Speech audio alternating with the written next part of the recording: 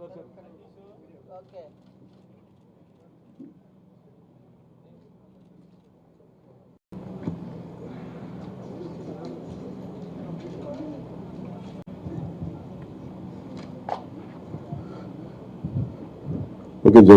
తెలుగుదేశం పార్టీకి, జనసేన పార్టీకి వారి యోగంలో వచ్చిన రిప్రజెంటేషన్స్, అలాగే జనవాణి కార్యక్రమంలో వచ్చిన వినతులు కానీ, ఆన్లైన్లో వచ్చిన సూచనలు కానీ, అందరికీ రెండు పార్టీలకు వచ్చిన సూచనలన్నీ క్రోడీకరించి ఈ మేనిఫెస్టో తయారు చేయడం జరిగింది. ముఖ్యంగా రాష్ట్ర ప్రజల నేటి అవసరాలను తీరుస్తూ రేపటి ఆకాంక్షలకు సాకారం చేసే ఈ మేనిఫెస్టోని కూటమి ప్రభుత్వం పరిశుభ్రంగా దీన్ని అమలు చేస్తుంది. దీంట్లో ముఖ్యమైన అంశాలు ఏమేమి తీసుకున్నామంటే, ఆంధ్రప్రదేశ్ ప్రజల భవిష్యత్తు ఆల్మోస్ట్ కత్తి మొనపైన వేలాడుతూ ఉంది. ప్రపంచంలోనే అత్యంత శక్తివంతమైన తెలుగు జాతి నేను ఆంధ్రప్రదేశ్ పరిస్థితిని చూసి తలదించుకుంటుంది. లూటీ కోసమే 13 లక్షల కోట్లు అప్పు చేసి రాష్ట్ర ఆర్థిక వ్యవస్థను దివాళా తీయించారు. గత 5 ఏళ్లుగా అన్ని రంగాల్లో రాష్ట్రం తిరోగామి దిశలో పయనిస్తున్నది. సమాజంలో ఎటు చూసినా అభద్రత, అశాంతి, హత్యలు, ఆత్మహత్యలు కనిపిస్తున్నాయి. ధరలు, పన్నులు, ఛార్జీలు, అప్పుల బాధుడితో ఒక్కో కుటుంబం పైన దాదాపు 8 లక్షల భారం మోపారు. 10 రూపాయలు ఇచ్చి 100 రూపాయలు కొట్టేస్తూ పొద్దున్నే పథకం కింద డబ్బులు ఇచ్చి సాయంత్రం సారా కింద పట్టుకెళ్ళిపోయే ఈ ప్రభుత్వం చేస్తూ ఉన్నారు. పట్టభద్రుల నిరుద్యోగం 24%, దేశంలోనే ఏపీ మొదటి స్థానంలో ఉంది. రైతుల ఆత్మహత్యల్లో 3వ స్థానంలో, 18 ఏళ్లలోపు బాలికలపై జరుగుతున్న అత్యాచారాల్లో 2వ స్థానంలో ఉంది. పోలవరం నదుల అనుసంధానాన్ని గోదాట్లో ముంచేశారు. సంపద సృష్టి, ఉపాధి కల్పనా కేంద్రమైన ప్రజా రాజధాని అమరావతిని విధ్వంసం చేశారు. SC, ST, BC, minority sub plan నిధుల్ని 1,00,000 కోట్లు దారి మళ్లించారు. ఇక అన్న క్యాంటీన్లు కానీ, నిరుద్యోగ భృతి కానీ, పండగ కానుకలు లాంటి 100కి పైగా తెలుగుదేశం ప్రభుత్వ సంక్షేమ కార్యక్రమాలు రద్దు చేశారు. ముఖ్యంగా గత కొద్ది రోజులుగా నేను మాట్లాడుతాను ల్యాండ్ టైటిలింగ్ యాక్ట్ పేరు మీద. పట్టా పుస్తకాల మీద ఆంధ్రప్రదేశ్ రాజముద్ర తీసి జగన్ ఫోటో వేయించుకొని తన అచ్చరాగైన పనులు చాలా చేస్తూ లక్షలాది ఎకరాలు ల్యాండ్ టైటిలింగ్ యాక్ట్ పేరు మీద లక్షలాది ఎకరాలని ప్రజల ఆస్తులు కబ్జా చేస్తున్నారు. ల్యాండ్, శాండ్, వైన్, మైన్, గంజాయి, డ్రగ్స్, ఎర్రచందనం, రేషన్ బియ్యం మాఫియాలతో దాదాపు 8 లక్షల కోట్ల ప్రజాధనాన్ని కొల్లగొట్టారు.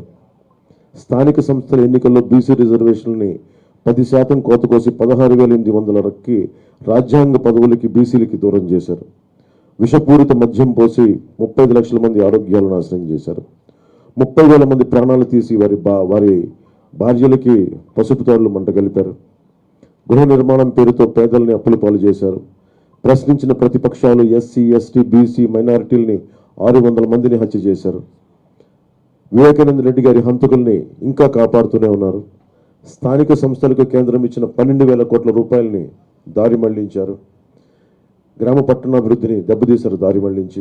ఈ విధ్వంస పరిస్థితులను చక్కదిద్ది రాష్ట్రాన్ని గాడిలో పెట్టేందుకే ఎన్నికల రూపంలో ఒక అవకాశం మన ముందుకు వచ్చింది. ఈ విధ్వంస పాలన సాగనంపి స్వర్ణాంధ్రను నిర్మించుకోవడానికే మా కూటమి అభ్యర్థులకి ఘన విజయం చేకూర్చాల్సిన అవసరం ప్రతి ఓటరు పైన ఉన్నదని విజ్ఞప్తి చేస్తున్నాం.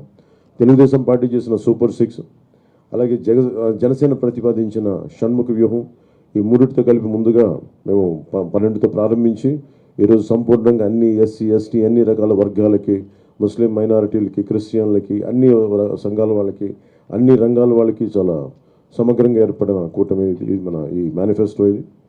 ముఖ్యంగా దీంట్లో నేను మీ దృష్టికి తీసుకొచ్చేది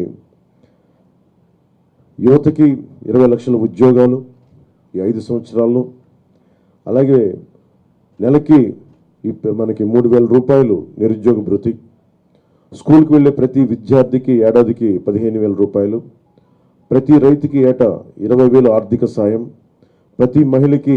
దీంట్లో నేను మీ దృష్టికి తీసుకొచ్చేది యువతకి 20 లక్షల ఉద్యోగాలు ఈ 5 సంవత్సరాల్లో, అలాగే నెలకి మనకి 3,000 రూపాయలు నిరుద్యోగ భృతి, స్కూల్కి వెళ్ళే ప్రతి విద్యార్థికి ఏడాదికి 15,000 రూపాయలు, ప్రతి రైతుకి ఏటా 20,000 ఆర్థిక సాయం, ప్రతి మహిళకి నెలకి 1,500 రూపాయలు, 19 సంవత్సరాల నుంచి 59 సంవత్సరాల వరకు, ప్రతి ఇంటికి ఏడాదికి ఉచితంగా 3 గ్యాస్ సిలిండర్లు, మహిళలకి ఉచిత బస్సు ప్రయాణం,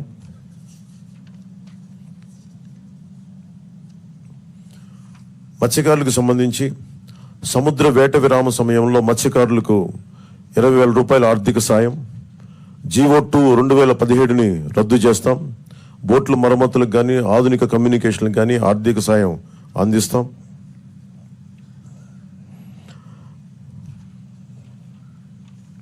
ముఖ్యంగా ఆర్యవైశ్య సంక్షేమానికి ఆర్యవైశ్య కార్పొరేషన్కి తగు మేరకు నిధులు కేటాయింపు, చిరు వ్యాపారాలకు వడ్డీ లేని రుణాల సౌలభ్యం, స్వేచ్ఛాయుత వాతావరణంలో వ్యాపార నిర్వహణకు పటిష్ట చర్యలు, ముఖ్యంగా కన్యకా పరమేశ్వరి అమ్మవారి ఆత్మార్పణ దినోత్సవాన్ని అధికార కార్యక్రమంగా చేపడతాం.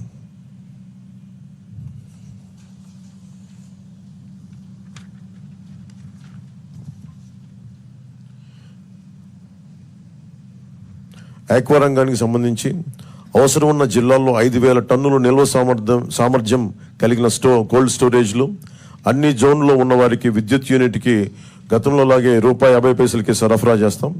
ట్రాన్స్ఫార్మర్ల ధర తగ్గిస్తాం. ఏవియేటర్లపై సబ్సిడీ అందిస్తాం.